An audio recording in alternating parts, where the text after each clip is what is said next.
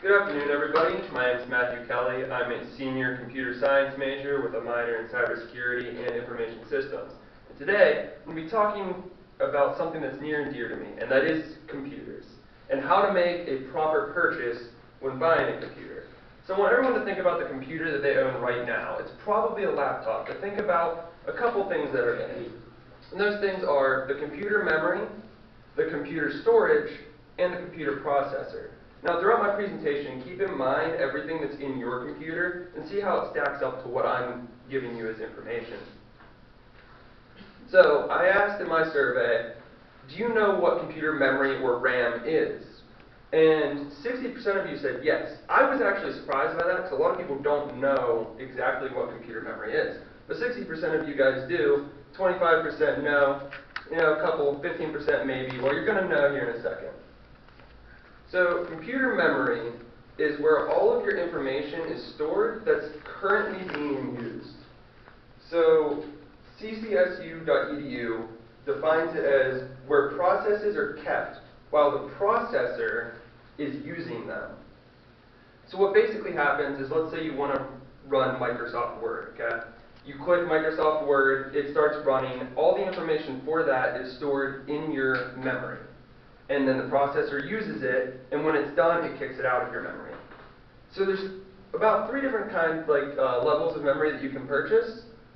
Typically, you're going to get 4 gigabytes, 8 gigabytes, or 16 gigabytes. So your 4 gigabytes is for your low-end users, your 8 gigabytes is for your average user, and your 16 gigabytes is for your top-end user. Now, most of you guys are not going to be a top-end user, and you can go over 16 gigabytes. But usually, 8 gigabytes is good for a college student. So, computer storage. I asked you guys if you guys have one of 2 types of storage in your computers. That's a hard disk, which is the most common right now. And the other one is an SSD, or solid-state drive, which is becoming a lot more common in laptops, but it's a little more expensive. So, 30% of you said you have a hard disk. 10% have both, which is really interesting. A couple of you have an SSD, and most of you don't know what you have in your computer. That may be because you didn't look it up, but hopefully after this, you'll at least know the difference so you can figure out what's in your computer. So with computer storage, this is where all your actual files are located. So this is like your actual executables, so what actually runs Microsoft Word. This is where your files, like if you're going to save a Word file, a PowerPoint file, any games you're playing, all of this is held in your storage. And those 2 types of storage, a hard disk, which is defined by searchstorage.com as a hard disk is a set of stacked disks accessed electronically with a read-write head. So that's this right here, it's a hard disk. And think of a phonograph or a record player, that's kind of how it works. So if you're carrying your laptop around and it has a hard disk in it and you drop it, it could scratch your disk and you could lose all the information on your computer. So that's why most people are switching to SSDs for laptops, and definitely for college students. Because if you're carrying it around, toss it in your backpack, what SSDs use is flash memory. Now, I'm not going to get into exactly what that is, but it's more like a flash drive, like a large flash drive, than a hard disk.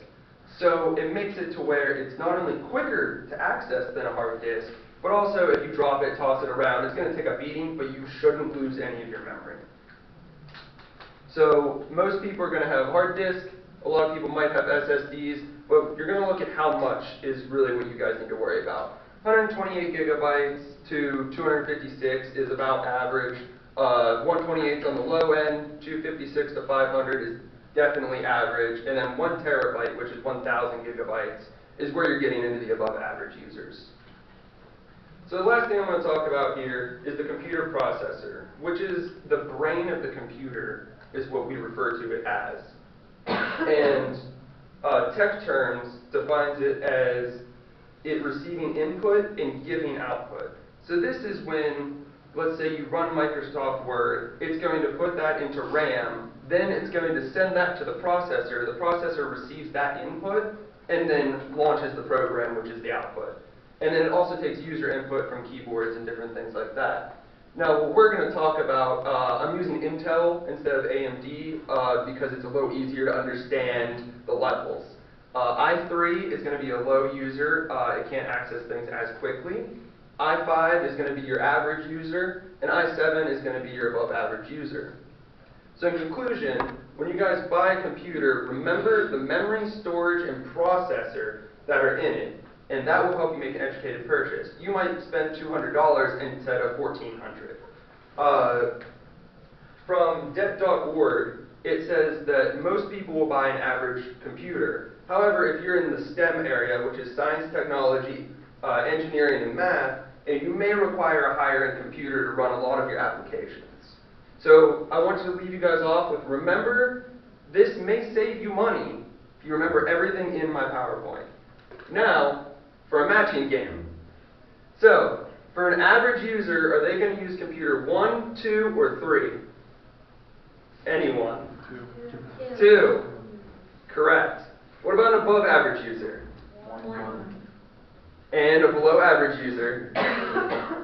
Very good. So just remember, a lot of you guys are going to fall into this average area. So 8 gigabytes of memory, 500 gigabytes of storage, and an i5 processor is pretty much where you want to sit.